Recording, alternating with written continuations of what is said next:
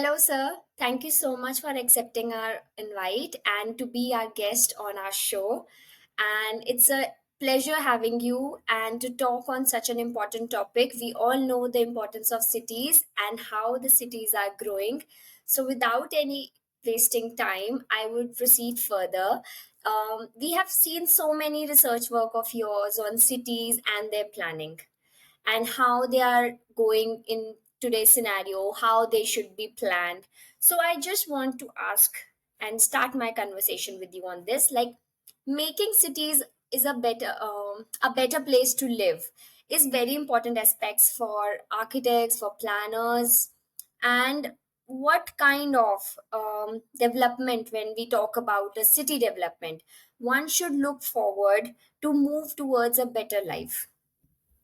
Thank you, Aditi, for taking me on the podcast. I think cities remain very critical important, but cities are very complex also. The era of cities have started because 21st century is called the century of urbanization. Yes. You will recollect in the year 2007, it was 50% people living in urban area and 50% the rural areas. We are now at the 55% at the global level, and by 2050 we are going to be 70% people living in the urban area. So more and more people will be living in urban area, and urban area, as you know, are known for its productivity, for its infrastructure services. So Right. therefore, urban areas remain important and vital for the growth and development of any country. And you can see, the rate of urbanization is positively related with the growth of development. So Yes. their economy, prosperity, they are all it depends upon the urbanization level.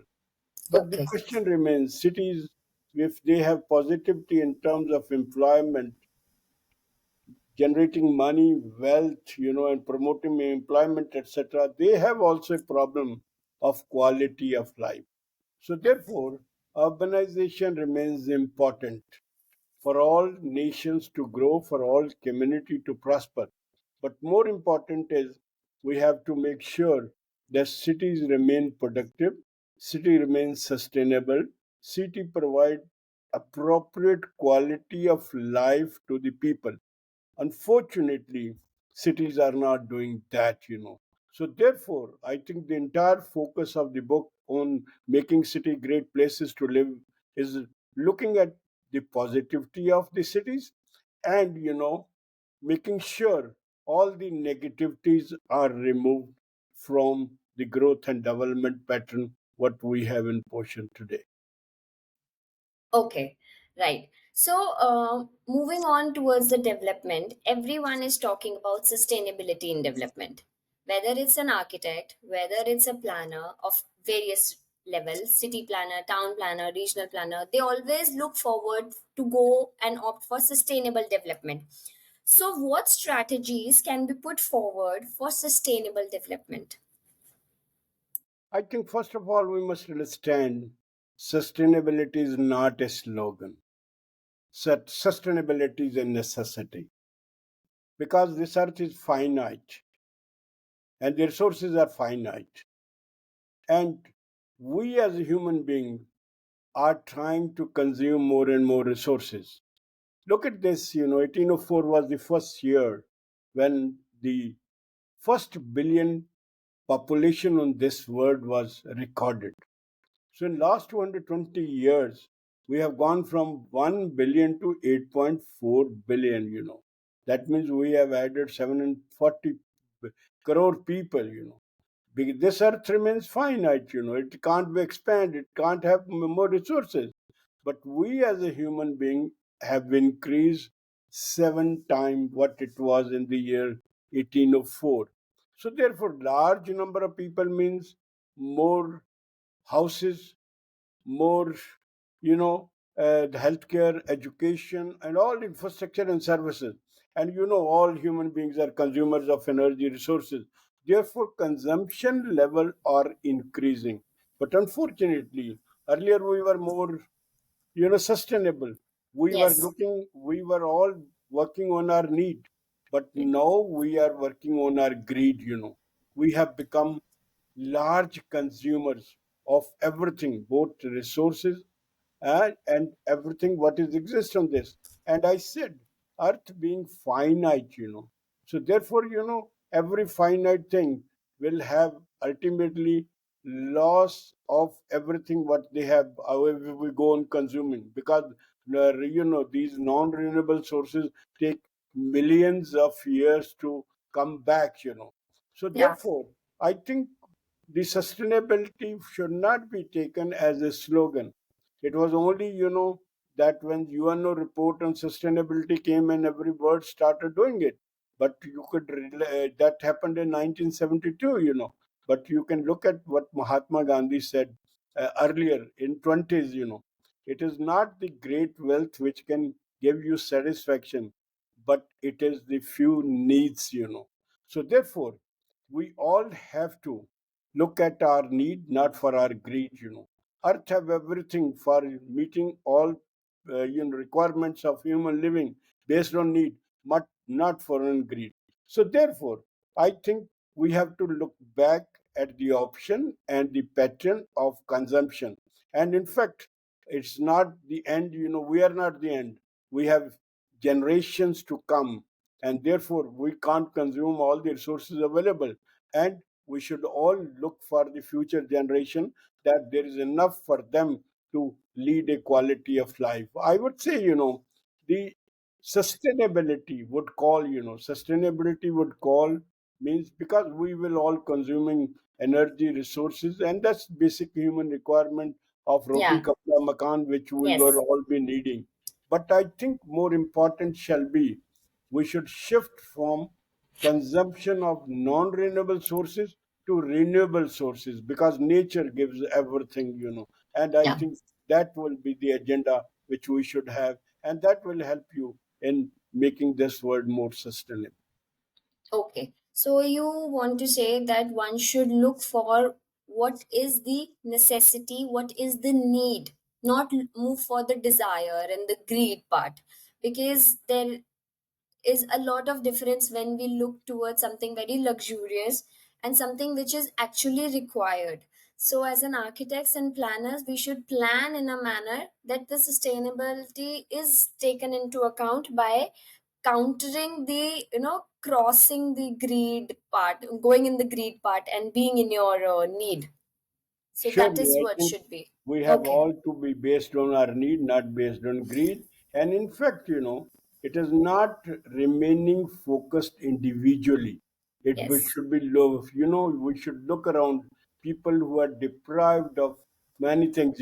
We Yeah. should empower them so that everybody has a basic necessity of life, and he can live a good quality of life. And in fact, I would say, sustainability should not, when I said sustainability should not be taken as a slogan, I was trying to say everybody has to work on its own. If Yeah. everybody becomes sustainable, this world will become sustainable. You don't have to do anything. It is because we are consumer. If we take care and we, understand the context, surely this world is going to be more sustainable. Right. So, sir, you said with growing population, the infrastructure need is growing.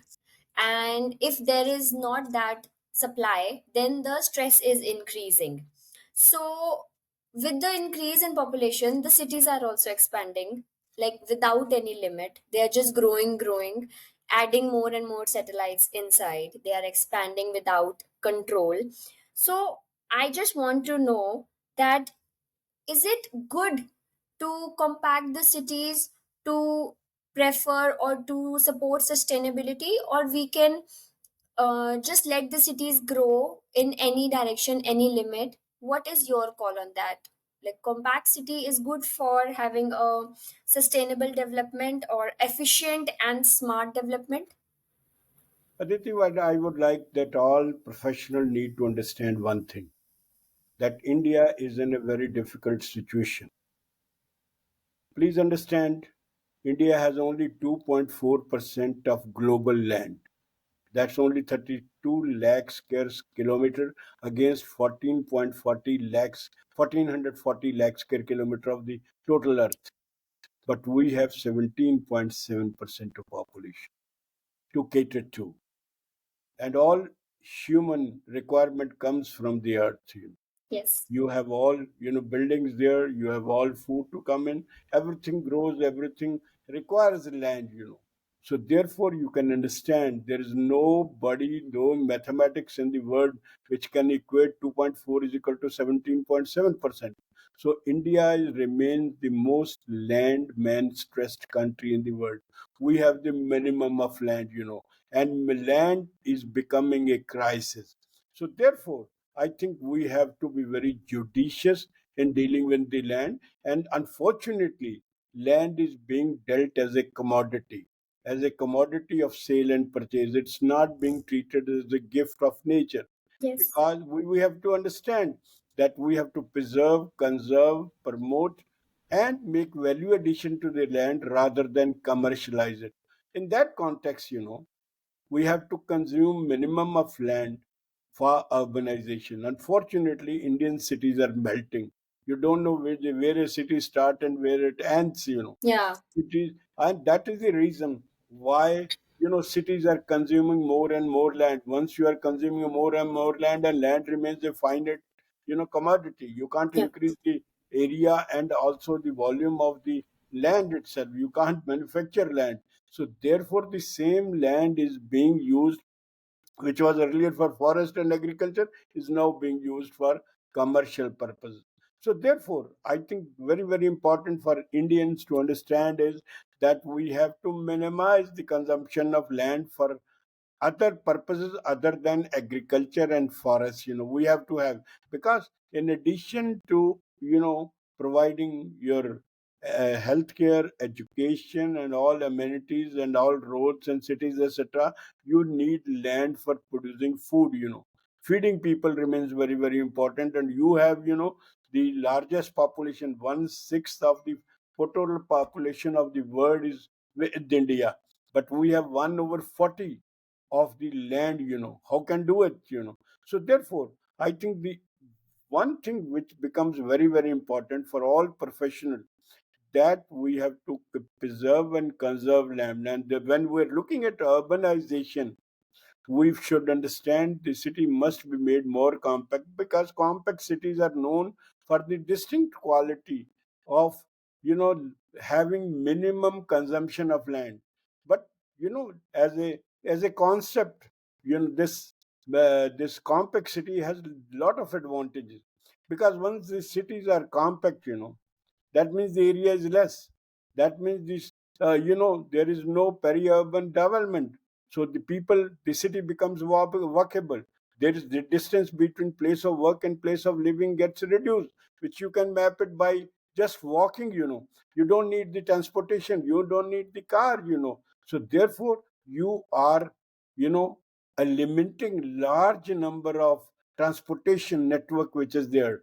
So when you walk, you are not prone to accident. And in India, every 55 seconds there is an accident recorded on the roads, and every 3.5 minutes one person is dying on the road itself. Once people are walking, they will be socially more interactive, number one. Number two, there will be no accident.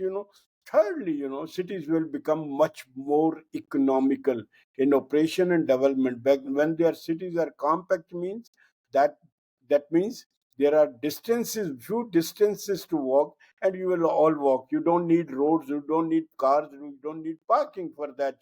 Because for each car you need three parking spaces. It's not the car which is important, but the parking remains very, very important. So therefore compact city remains one of the ideal solution for Indian context. But making cities compact has its own agenda.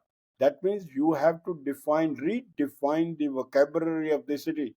In terms of, city will have to built inside, not outside. City has to be built vertical, not horizontal. Cities will have to build inside, so that you have more built up space. You can have high rise building, not low rise building. This is a high density area, not a low density area. You have to redefine the building bylaws. You have to redefine the planning tools. And of course, this all complexity has certain kind of limitation in terms of congestion, etc. They have to be overcome. by providing adequate open spaces. So I think when we look at the entire context of the urban development, new form of development shall be compact city, which India should promote and think of, and India should adapt as a matter of policy. Okay, so sir, I want to know that as we are talking about compact cities, is it still in hand of India, of our country can still convert our cities into compact cities, or they are just in the verge of losing that opportunity in from their hand by delaying it? What is the scenario? Should India go, should India be very um quick in taking the decisions of making the cities compact? Is this a scenario or the situation has come to this level that it should be decided immediately for the well-being of a city? In fact, we need a policy on urban planning. Earlier, we have a National Commission of Urbanization. It was done in 1980.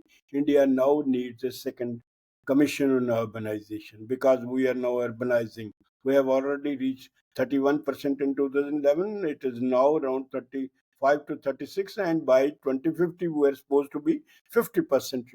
So India is adding another urban India by the year 2050, when there is going to be a population of 1.6 billion. That's estimate, and 800 million people will be living in city. And in 2011, we had only 377 million people. So there is another urban India which is going to be added. So therefore, I think India must decide the agenda and define the agenda for the urban development, and also make sure that agenda is looked after and adhered to. And this agenda must define the vocabulary of the city. You can't allow the city to grow in finitely. So you can't allow the city to grow in peri-urban areas. And if you do an analysis of all the existing cities, you can still see around 25 to 30% of the area within the city is unbuilt. There is agriculture being practiced within the city, number one. Number two, you are allowing three-story building on a residential plot, whereas only single story is being built. Then people are just keeping the land vacant because they are building on speculation, that as and one but the land prices will increase, they will all sell off. So therefore, one thing is very, very important. I think the government should do one thing. Number one, they should define the municipal boundaries of all cities. Number one. Number two, nothing should be permitted to be constructed outside you. Number three, that the all area within the urban context, that should be utilized for its optimum use. Unfortunately, what is happening, if you look at, this planning, what we are doing is promoting more prosperity and, marginalizing poverty. We are planning for rich people.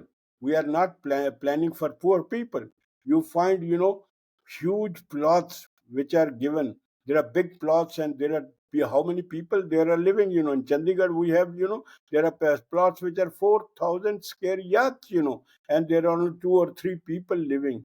And there are all built single story. They are not built three-story. So therefore, I think what is important, number one, the land is not being used thoroughly as what we would like to be. Number two, the option of plotted development versus flatted development. You have all seen, the flatted development is always better in terms of land use itself. And plotted development, you find big people having large land, and they are building to their whims and fancies, and land remains underutilized, unused, and I would say misused and abused. Look at this. I'm just a quoting example of Singapore. In Singapore, all the land now the government is trying, the land must be owned by government. They have already purchased 92% of the land. There are only 8% land which is left with the people, and they are slowly buying those land. Number one. Number two, they are, Singapore is an island. You can't have more land. So therefore, there are more and more people coming. Of course, there are growth. There you have more industry, more kind of institution coming in. You require land. And how can allow people living in an 4,000 plot, only two people, and and people, and there are 50-story and 60-story building where people don't find even space to live in.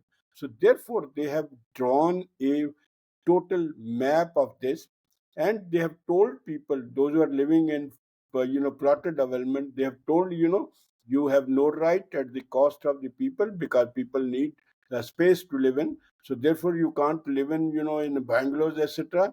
We will give you all support, we'll give fund you everything, and you have to convert this plotted development into flatted development. And look at this, land is not given freehold in Singapore, it's given only a lease of 30 or 35 years. That's one thing. This, and after 30 or 35 years, suppose there was a plot, then they took it, and then they have a four-story building, and pressure builds up, and they, after 30 years, they will demolish the building, they will have 8-story or 10-story building depending upon the requirement. And secondly, there, you cannot own more than one house in your lifetime. All, there are no houses available for outsiders.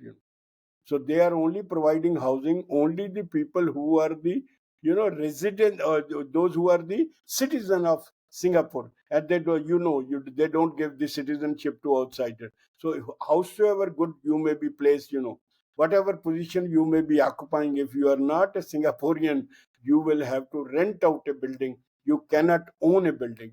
That's what. And then there is a restriction in India. Despite we don't have land, we I can own 10 houses depending where. And we think house is investment. We are not thinking how somebody requires a house. And that is where you have slums, everything coming in, because few houses. And you can think of India, 21 million houses are lying vacant. They are ready, but they are now vacant for the reason there are laws, like Rent Control Act, that you, if you give this rent out to somebody, then ultimately you only become collector of rent, and the man will this. But that, that's a very complex kind of thing. So therefore, I think the entire issue of using land, ownership, because we should. I am just going back. We have so many fundamental rights. We have right to speech, right to own a property, right to travel, right to abuse anybody. We have all kind of fundamental rights. I think those fundamental rights should be taken off. Fundamental rights should be what? Everybody must have roti, kapda, makan. He should have employment, he should have education, and he should have right to skill. These six should be made the fundamental rights, because everybody person has a right to live and a right to quality of life. That's what I think we should redefine. And there are sustainable development goals. You have no 17 sustainable goals, and they Yes. have given only for two terms, 2030 and 2050. You think this 2050, these goals will become irrelevant? I think no, they are universal. They are removing poverty, they are doing everything. They want Yeah. to empower everything. So these, I would suggest, these 17 goals should be embedded as fundamental rights by all countries, so that they are taken as agenda for growth and development of cities. And every human being given a basic minimum, actually dignity to live. And of course, if he is more intelligent, he can prosper, but at least he has minimum things to live and grow in. Very true, sir. Sir, one thing more I want to ask about. We talked about land, one of the infrastructure. Similarly, the other infrastructures are also getting stressed. So, how they need to be managed? Because before adding more, the current one needs to be manageable. They need to be bring down in a manageable situation so that development can move in a better direction. So how they need to be worked on by the planning department and the architects and all. I would like to say, role, relevance, and importance of infrastructure need to be understood and appreciated. If the human living has to be made more qualitative and more productive, infrastructure have to be provided. There are two kind of infrastructure.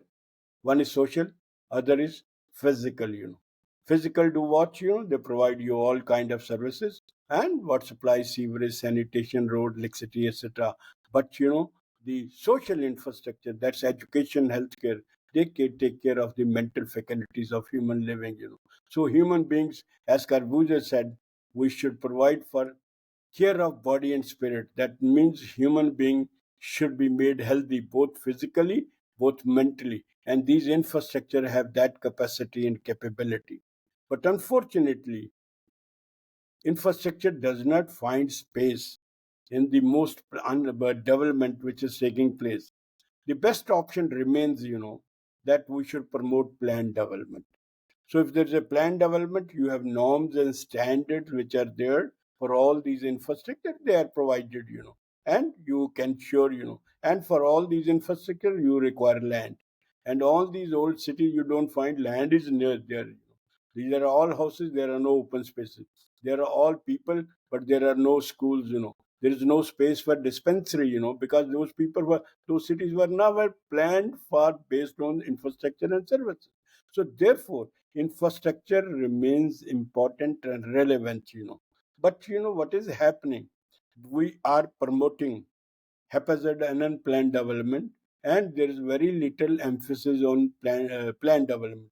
Unless and until we go for planned development, infrastructure provision will be difficult and will be costly also.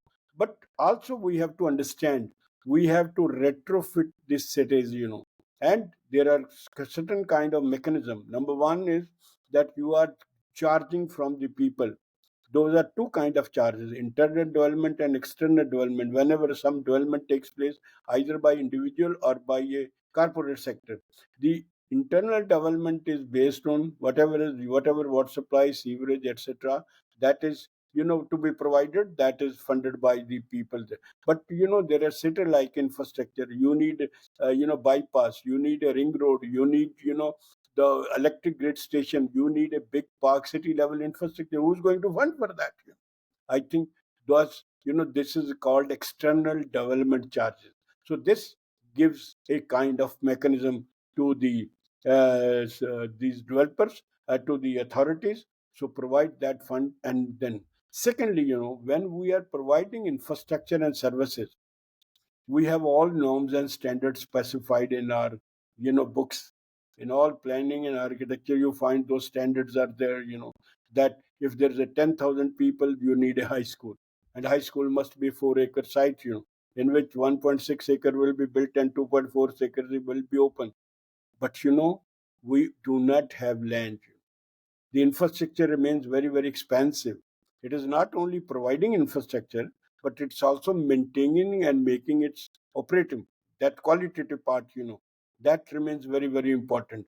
Since we do not have land, we should understand our infrastructure, the norms and standard for infrastructure, which are based on only human beings and the area, they should be based on utilization.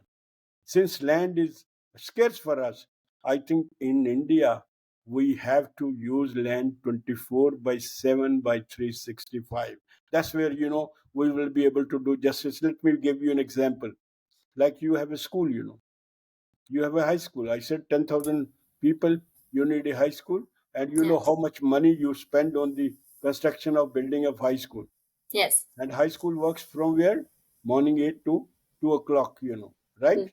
And you have Right. spent crores of rupees. There are 4,000 people or 3,000 people which are in that high school. Why can't that school be, run two shifts? So that means you have infrastructure, you have everything. What you need is only the teachers. You will get teacher. And there are many students who can't study in the morning, they can come in the evening. You are reducing. Why in India the cost of education is very, very high? All engineering colleges, all those medical colleges, you need a hospital, 100 bedded hospital for a medical college, and you are training only 200 students. Why those the same hospital can be used by another 200 people? You will number one, you will reduce the infrastructure requirement, you will reduce the cost of education, you will be able to provide education to the more people, you will have more professional coming in. And secondly, You will reduce the cost. And fourthly, what is very important is the people who are not lucky, that your parents don't have money to send you in the school. They can send you in the evening. I can work in the morning and I go in the evening. So therefore, I think the norms and standard, while they remain important, they need to be redefined. And all our norms should not only be linked to the area and the people, they should also be usability to the extent 2 time or 3 time. Let I tell again, I tell you, Louis, you have a commercial spaces in the city, and those spaces work right from 10 o'clock till 9 o'clock in the evening. Why can't those spaces after 9 o'clock or before 10 o'clock can be used by the informal market? People can come and sit, and why you should have slums like that? Let the people come there and they use the space, and the people also, get employment. And that is where you don't need a have to have a separate space for them. Provide that, where these people Khomchewala will sit and say those spaces which are already existing, they can be used for that. I think that is where we have to look for. But nevertheless, infrastructure remains very, very important, and the best option is that we go for planned development, not for unplanned development. And wherever the cities are deficient, I think we can go for 24 by 7 by 365. And we can only do, we can use multiple, we can have a multiplier effect on the use of land, same infrastructure, which can be meeting those needs of this. That's what I could say on that. Okay, that is very well explained, sir. One thing you said, using the infrastructure 24/7 by 360. I would like to add in this what I have noticed, the abandoned structures of our societies. They can also be put in use for any of the ones who are actually in need of. So this is very important. If we start with a current existing infrastructures to be put in use for 24/7 by 365, then only we'll look forward for more and more things to be put forward, because that is a very good point kept by you, that people are there, they want to work, they want to get education, all they need is a better management, a well planned thing, so that they can manage their time. This is a very nice point. In Moving fact, ahead. no, Yes, sir. in fact, what the problem is in India, all professionals are not focused on community. They are personal focus. And all engineering, you can see what kind of things are being done. I think we are managing not quality. We need to embed technology. Look at what supply. How much water you produce, and only hardly 60% water is accounted for. 40% water is either stolen or just being leaked away. Wasted or So leaked, this is yes. what's the fun of this? And you see, there are countries which do not allow even a loss of 2%. How much energy you produce when you transmit, how much is lost in transmission itself. So that is kind of things which we need to see. So our technology must be very appropriate, number one. Number two, the manpower deployed must be educated in order to ensure the efficiency. In fact, in India, you have all the, you want all the authority, but you don't want a responsibility. If you are given a power, I think we should also be answerable whether those power has been used or misused or abused. So if I am given a power, in fact, I would suggest, all the departments which are like water supply department in your city and in my city, which are supplying, they should not be made water supply department. They should be water management department. So they should be responsible where the water is being sourced, how the water is being utilized, how the water is being recirculated. And that's what I think we need to build those institutions. They have to be more responsible, more oriented towards minimizing the consumption of those resources and ensuring the availability to everybody, without any discrimination, etc. Okay. Moving on, sir, there is one very important infrastructure, traffic and transportation. We are facing we go to any city, we are facing difficulty and issues regarding that. So, what as a planner we should look for? Because when we talk about Corbusier, sir, we have seen that his vision was way ahead. Now, also Chandigarh is surviving, and it was planned way back in 1950. So, what in for today's planners and architects should look for, specifically the urban planners and city planners, they should look for on transportation ones to have an efficient transportation system. Because if a transportation system is efficient, I think most of the problems are, they can be tackled in our life. The mental health and everything is very much related with it when you're stuck in traffic. So how the planners should work on it to resolve that? You are very right, Aditi. If you look historically on urbanization, urbanization has given you two gifts. One is a travel, other is a traffic. All the time you are traveling, and all the time you are getting caught in a traffic. Its reason is urbanization has increased distance between place of living and place of working and place of education, whatever you call it.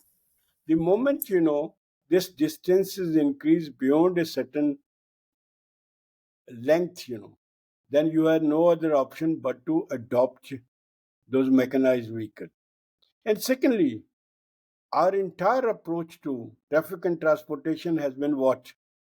We are planning for vehicle, not for people.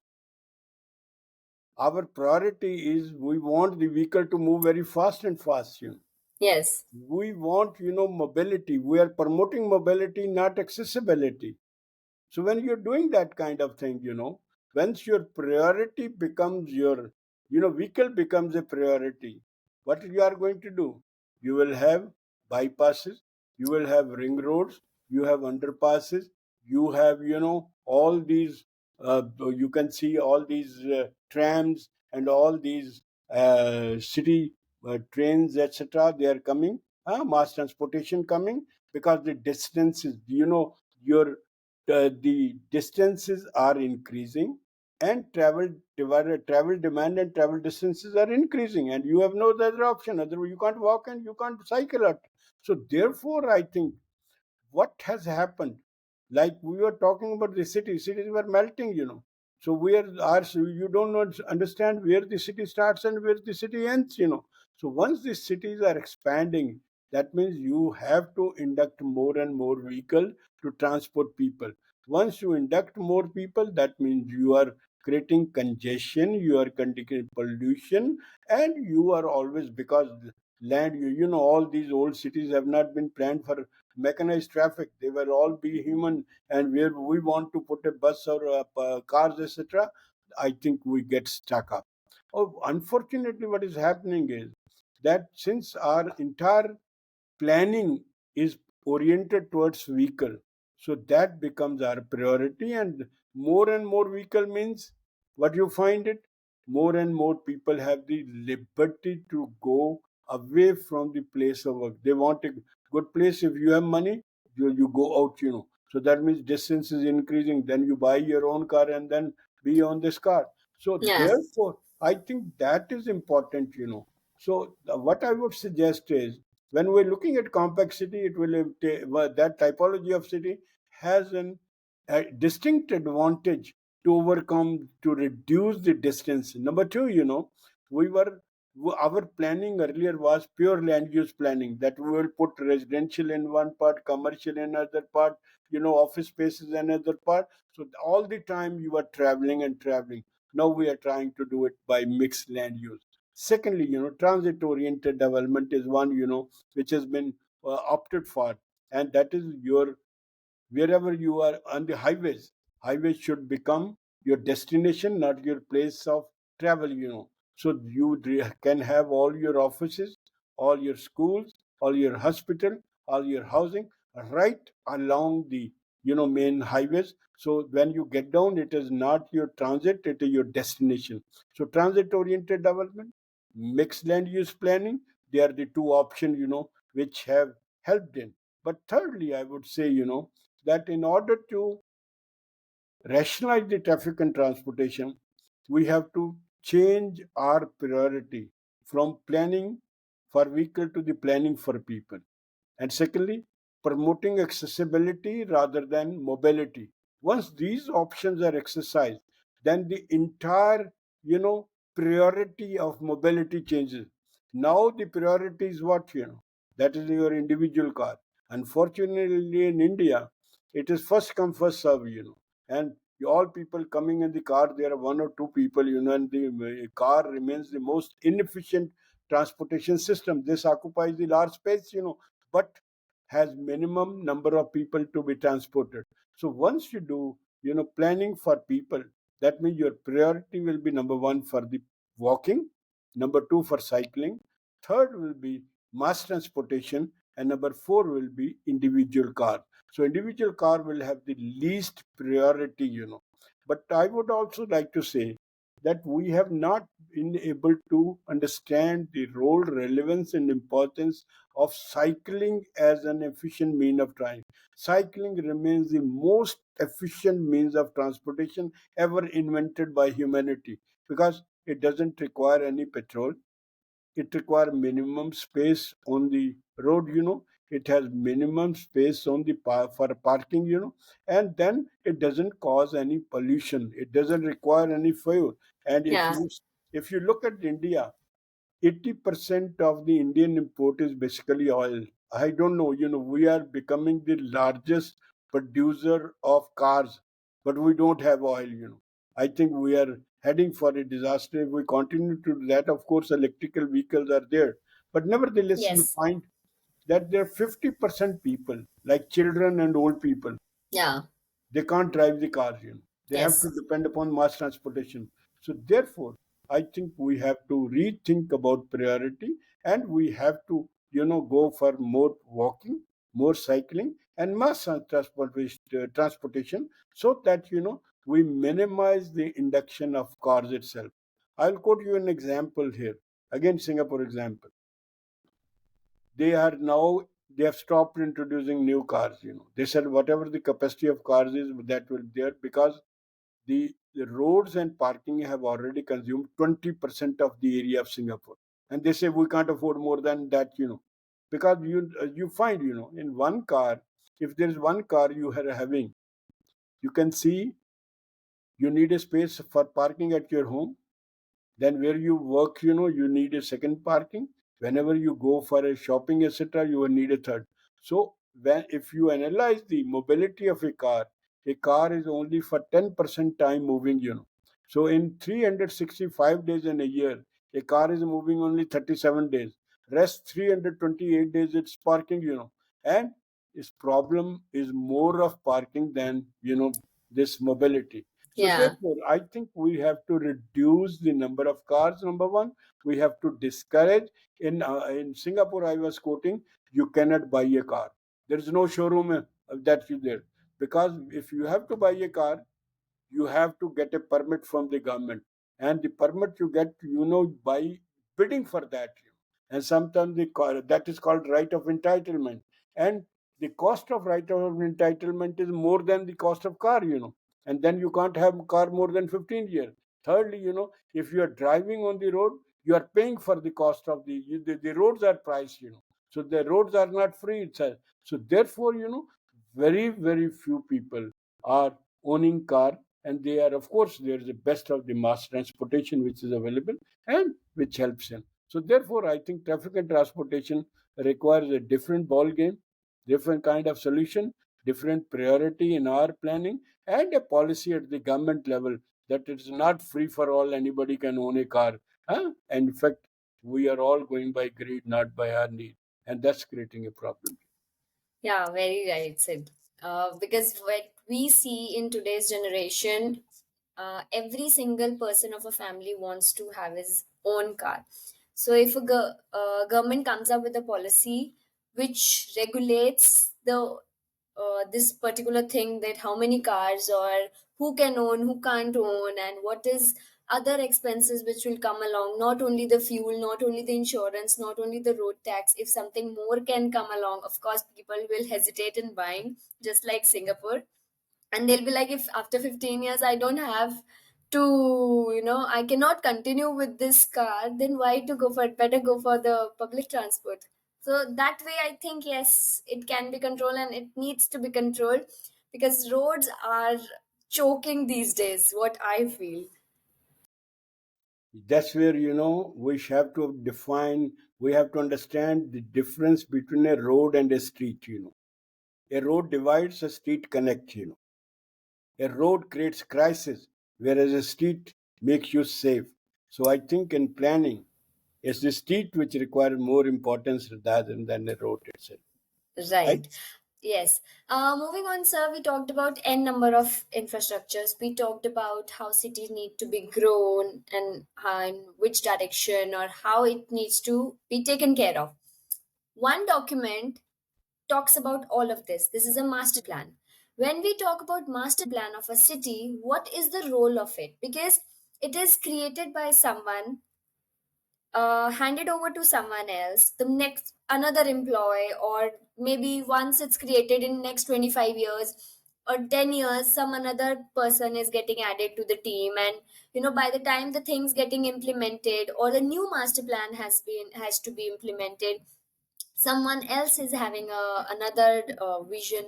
So what is the role of a master plan for a city development, and how to work on it? Master plans are prepared by town planner for a period of 20 years.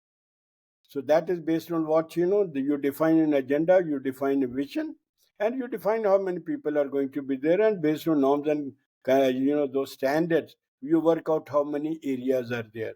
So when you look at the master plan, first they will have number one ring. So they will say more people are going. Then the second ring will be there.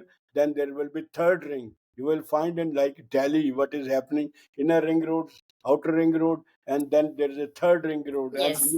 and in this process we are expanding cities. We're not looking at anything, because master plans are land based document. We are trying to Okay. determine use of every piece of land. This land will be used for residential, this will be commercial, this will be institutional, etc. And if you look historically, master plan have done more damage than good. In fact, planning should follow the master plan. We have found master plan are chasing the planning. For the reason, for preparation of master plan, you require so much manpower, you require so much study, you require Yes. so much resources, you require the understanding of the city, and then you are trying to define the city. And in fact, what we are doing is we are defining a city for 20 years. That means we are freezing the city for next 20 years. I would ask you, I'll ask town planners, I do not know my own future for next 6 months, and why I'm defining the future of a city for Yes. next 20 years. Is it logical? Is it rational? I think we have to do introspection. Number one. Number two, cities are always evolving. They are devolving. They are never static. They're never finite. So you are dealing with a commodity which is very, very dynamic. How can you put an instrument which is so rigid, which try to freeze this? So therefore, I think master plan has to be redefined in terms of intent, content, and scope. The way Okay. it is prepared, so that master plan should be able to cater to the needs of the dynamic needs of the society. In fact, in many cases, master plans are promoting poverty. They are only helping the rich people, and that's the study which needs to be taken. But let me also explain to you, poverty is neither a urban problem, neither a rural problem. It's a human problem. Why it is a urban problem? Because it gets concentrated in urban areas. But poverty remains very, very important, but nobody's buying a poverty. So the poverty is being perpetuated by nature. You are born in America, you're lucky, getting birth in America is not in your hand. You are born in a rich family and Ambanis, and you born in a poor family. That nobody's buying a poverty. But that is where we don't want cities like that. Cities which are catering to. We are talking of sustainable cities, smart cities, intelligent cities. We don't want, we want a cooperative city, a city which takes care of all its human needs. So I think the role relevance of master plan needs to be looked at critically and objectively. The way it has been done, it needs to be redefined. Master plan should be able to promote development, not control development. It should be able to promote planned development. It should be able to promote quality of life. It should be able to provide basic infrastructure. It should be able to empower people and community to have a better quality of life rather than marginalizing them. And all this takes place in the context the way it is being done. Let me also remind you, I am reminded 1992, Government of India, had a conclave, the Ministry of Housing and then Poverty Alleviation. The government wanted to understand what master plan is doing. So there was the topic was efficacy and efficiency of master plan. So after 2 days of deliberation, there were 30 or 40 people which were presented by best of the experts, there. It was concluded there is no the only substitute to the master plan is a better master plan. That means this master plan has to be a better master plan. So therefore, who prepares the master plan, how the master plan is being prepared, with what intent and content it is being prepared, that needs to be rationalized. And I think this is very important because unfortunately what is happening, the town planning department, which are basically responsible, have no accountability to the authority because master plan is prepared by one agency, implemented by other agency. It is handed over to urban local bodies. Urban local bodies don't have any kind of manpower, resources, etc. They are not consulted.